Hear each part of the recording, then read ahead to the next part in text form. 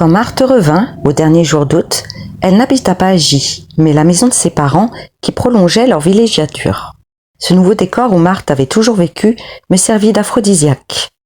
La fatigue sensuelle, le désir secret du sommeil solitaire disparurent. Je ne passais aucune nuit chez mes parents. Je flambais, je me hâtais, comme les gens qui doivent mourir jeunes et qui mettent les bouchées doubles. Je voulais profiter de Marthe avant que l'abîmât sa maternité. Cette chambre de jeune fille, où elle avait refusé la présence de Jacques, était notre chambre. Au-dessus de son lit étroit, j'aimais que mes yeux la rencontrassent en première communiante. Je l'obligeais à regarder fixement une autre image d'elle, bébé, pour que notre enfant lui ressemblât.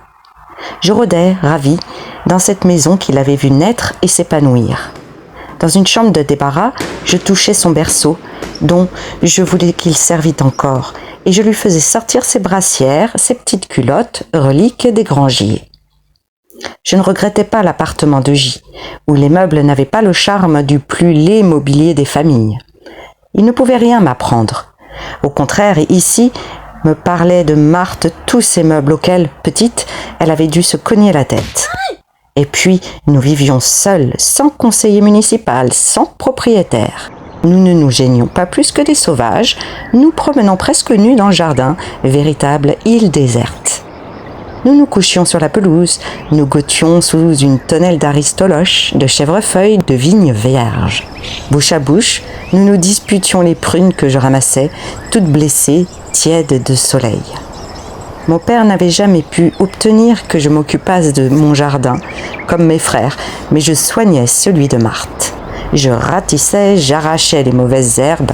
Au soir d'une journée chaude, je ressentais le même orgueil d'homme, si enivrant à étancher la soif de la terre, des fleurs suppliantes qu'à satisfaire le désir d'une femme. J'avais toujours trouvé la bonté un peu niaise. Je comprenais toute sa force. Les fleurs s'épanouissant grâce à mes soins, les poules dormant à l'ombre après que je leur avais jeté des graines. Que de bonté! Que d'égoïsme! Des fleurs mortes, des poules maigres eussent mis de la tristesse dans notre île d'amour. Eau et graines, venant de moi, s'adressaient plus à moi qu'aux fleurs et qu'aux poules. Dans ce renouveau du cœur, j'oubliais, ou je méprisais, mes récentes découvertes. Je prenais le libertinage provoqué par le contact avec cette maison de famille pour la fin du libertinage. Aussi, cette dernière semaine d'août et ce mois de septembre furent-ils ma seule époque de vrai bonheur. Je ne trichais, ni ne me blessais, ni ne blessais Marthe. Je ne voyais plus d'obstacles. J'envisageais à 16 ans un genre de vie qu'on souhaite à l'âge mûr. Nous vivrions à la campagne, nous y resterions éternellement jeunes. Étendu contre elle sur la pelouse, caressant sa figure avec un brin d'herbe, j'expliquais lentement, posément, à Marthe quelle serait notre vie. Marthe, depuis son retour, cherchait un appartement pour nous à Paris. Ses yeux se mouillèrent quand je lui déclarai que je désirais vivre à la campagne. « Je n'aurais jamais osé te l'offrir, » me dit-elle. « Je croyais que tu t'ennuierais seule avec moi, que tu avais besoin de la ville. »« Comme tu me connais mal, » répondais-je. J'aurais voulu habiter près de Mandres, où nous étions allés nous promener un jour, et où on cultive les roses. Depuis, quand par hasard, ayant dîné à Paris avec Marthe, nous reprenions le dernier train, j'avais respiré ces roses. Dans la cour de la gare, les manœuvres déchargent d'immenses caisses qui embaument. J'avais, toute mon enfance, entendu parler de ce mystérieux train de roses qui passe à une heure où les enfants dorment. Marthe disait « Les roses n'ont qu'une saison. Après, ne crains-tu pas de trouver Mandres laide ? N'est-il pas sage de choisir un lieu moins beau, mais d'un charme plus égal ?» Je me reconnaissais bien là. L'envie de jouir pendant 2 mois des roses me faisait oublier les 10 autres mois, et le fait de choisir Mandres m'apportait encore une preuve de la nature éphémère de notre amour. Souvent, ne dînant pas à F, sous prétexte de promenade ou d'invitation, je restais avec Marthe. Un après-midi, je trouvai auprès d'elle un jeune homme en uniforme d'aviateur. C'était son cousin. Marthe, que je ne tutoyais pas, se leva et vint m'embrasser dans le cou. Son cousin sourit de ma gêne. « Devant Paul, rien à craindre, mon chéri, » dit-elle. Je lui ai tout raconté. J'étais gênée, mais enchantée que Marthe eût avoué à son cousin qu'elle m'aimait.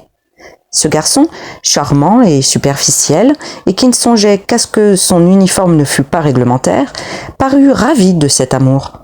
Il y voyait une bonne farce faite à Jacques, qu'il méprisait pour n'être ni aviateur, ni habitué des bars. Paul évoquait toutes les parties d'enfance dont ce jardin avait été le théâtre. Je questionnais, avide de cette conversation qui me montrait Marthe sous un jour inattendu. En même temps, je ressentais de la tristesse, car j'étais trop près de l'enfance pour en oublier les jeux inconnus des parents, soit que les grandes personnes ne gardent aucune mémoire de ces jeux, soit qu'elles les envisagent comme un mal inévitable. J'étais jaloux du passé de Marthe. Comme nous racontions à Paul, en riant, la haine du propriétaire et le raout des marins, il nous proposa, mise en verve, sa garçonnière de Paris. Je remarquai que Marthe n'osa pas lui avouer que nous avions projet de vivre ensemble. On sentait qu'il encourageait notre amour en tant que divertissement, mais qu'il hurlerait avec les loups le jour d'un scandale. Marthe se levait de table et servait.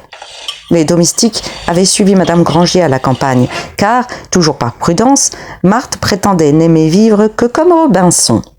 Ses parents, croyant leur fille romanesque, et que les romanesques sont pareils aux fous qu'il ne faut pas contredire, la laissaient seule. Nous restâmes longtemps à table. Paul montait les meilleures bouteilles. Nous étions gais, d'une gaieté que nous regretterions sans doute, car Paul agissait en confident d'un adultère quelconque. Il raillait Jacques. En me taisant, je risquais de lui faire sentir son manque de tact. Je préférais me joindre au jeu plutôt qu'humilier ce cousin facile. Lorsque nous regardâmes l'heure, le dernier train pour Paris était passé. Marthe proposa un lit. Paul accepta. Je regardais Marthe d'un tel œil qu'elle ajouta « Bien entendu, mon chéri, tu restes ?»